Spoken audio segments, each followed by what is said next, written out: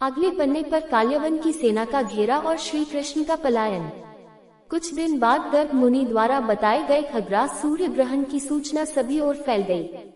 प्रथा के अनुसार इस ग्रहण का प्रदोष निवारण किया गया। प्रत्येक सूर्य ग्रहण के बाद यादव, कुरु, मत्स्य, चैदी, पांचाल आदि कुरुक्षेत्र के सूर्य कुंड में आकर दान पुण्य आदि कर्मकांड करते हैं। श्री कृष्ण भी अपने बंधु बांधवों के साथ एकत्रित हुए। सूर्य कुंड की उत्तर दिशा में उन्होंने पड़ाव डाला। यहीं पर श्री कृष्ण की मुलाकात कुंती सहित पांडव पुत्रों से हुई। मथुरा पहुंचकर श्री कृष्ण को पता चला कि काल्यवन की सेना सागर मार्ग से नौकाओं द्वारा पश्चिमी तट पर पहुंच रही थी। मगध से आए जरासंध की सेना भी उनसे मिल गई थी। काल्यवन की सेना अत्यंत ही विशाल और आधुनिक अस्त्र शस्त्रों से लैस थी। सभी ने मथुरा के यादवों को समूल नष्ट करने की योजना बना रखी थी। श्री कृष्ण ने भी अपनी सेना तैयार कर काल्यवन से नगर के बाहर मुकाबला करने की योजना बनाई। वे भी रथ पर सवार होकर सत्राजित, अक्रूर, शिनी, वग्गा, यशस्वी, चित्रकेतु, बृहदबल, भंकार आदि योद्धाओं के साथ पश्चिम सागर तक की ओर चल पड़े। एक के बाद एक पड़ाव डालते हुए वे पश्चिम सागर के पास मरुस्थली अर्बुदगिरी के समीप आ गए। धौलपुर के समीप पर्वत के पास पड़ाव डाला। योजना के अनुसार दाव शल्य को भुलावे में डालकर एक ओर ले गए। दूसरी ओर सेनापति द्वय ने जरासंध को चुनौती दी। धौलपुर के पड़ाव पर रह गया अकेला काल्यवन। खुद श्री कृष्ण गरुड़ ध्वज रथ लेकर उसके सामने आकर सीधे उससे भिड़ गए। दोनों के बीच युद्ध हुआ। अचानक श्री कृष्ण ने दारुक को सेना से बाहर निकालने का आदेश दिया और उन्होंने पांचजन्य से विचित्र सा भयाकुल शंख घोष किया। उसका अर्थ था पीछे हटो, दौड़ो और भाग जाओ। यादव सेना इस शंख घोष से भली भांति परिचित थी। काल्यवन और उसकी सेना को कुछ समझ में नहीं आया कि यह अचानक क्या हुआ।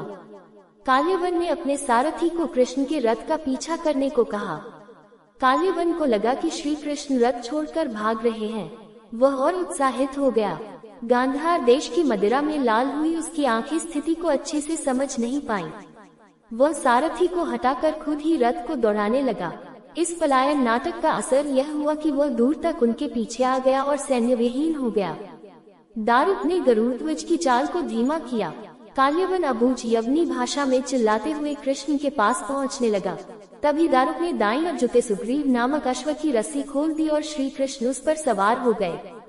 प्रतिशोध से भरा काल्यवन भी अपने रथ के एक अश्व को खोलकर उस पर सवार होकर श्री कृष्ण का पीछा करने लगा। सुग्रीव धौल पर्वत पर चढ़ने लगा। श्री कृष्ण जानते थे कि उनके आगे काल है और पीछे यवन। वे कुछ दूर पर्वत पर चढ़ने के बाद अश्व पर से उतरे और एक गुफा की ओर पैदल ही चल पड़े। काल्यवन भी उनके पीछे दौड़ने लगा। श्री कृष्ण गुफा में घुस गए। कुछ देर बाद काल्यवन भी क्रोध की अग्नि में जलता हुआ गुफा में घुसा। मदिरा में मस्त काल्यवन ने गुफा के मध्य में एक व्यक्ति को सोते हुए देखा। उसे देखकर काल्यवन ने सोचा, मुझसे बचने के लिए श्री कृष्ण इस तरह भेष बदलकर छुप गए हैं। देखो तो सही, मुझे मूर्ख बनाकर साधु बाबा बनकर सो रहा है। उसने ऐसा कहकर उस सोए हुए व्यक्ति को कसकर एक लात मारी। वो पुरुष बहुत दिनों से वहाँ सोया हुआ था। पैर की ठोकर लगने से वह उठ पड़ा और धीरे धीरे उसने अपनी आंखें खोली।